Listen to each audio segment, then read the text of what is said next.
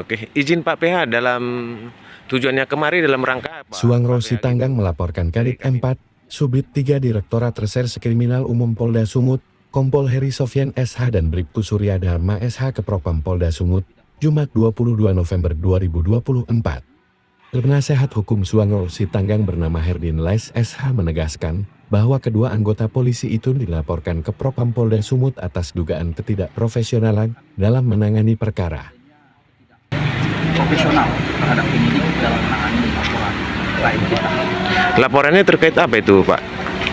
Laporan kita terkait kasus dugaan penipuan penggelapan. Penipuan dan penggelapan. Jadi laporannya di mana itu Pak? Dilaporkan saat waktu itu?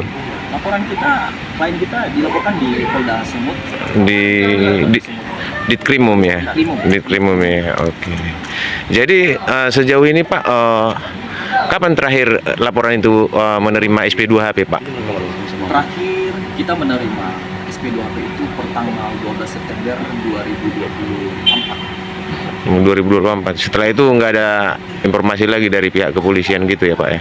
Kita tetap terus berkomunikasi kepada pihak kepolisian, khususnya pihak penyidik, untuk melakukan progres terhadap perkara ini.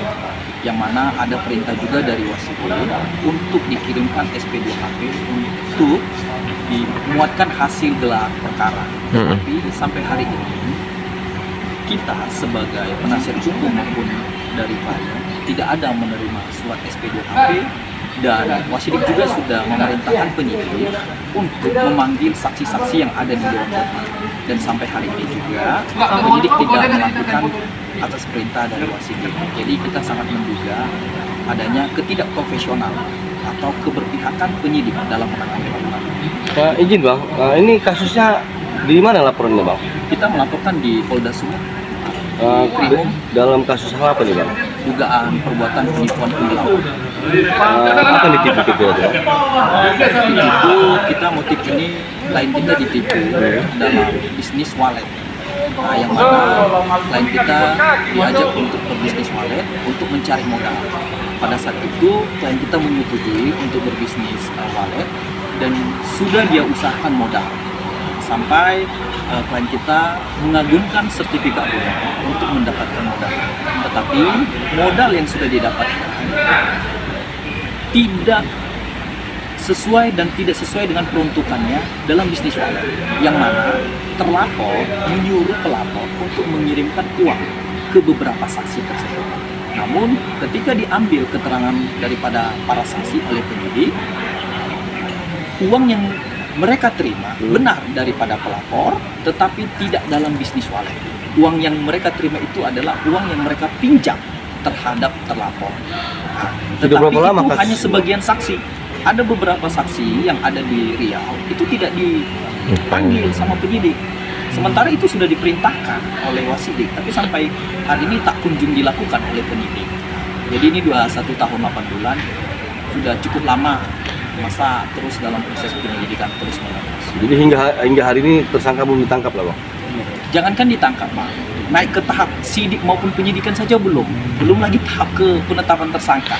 Kalau rekan-rekan media mengatakan penetapan tersangka, ini kalau begini cara kinerja penyidik mungkin sampai 5 tahun 10 tahun sampai bahkan 20 tahun.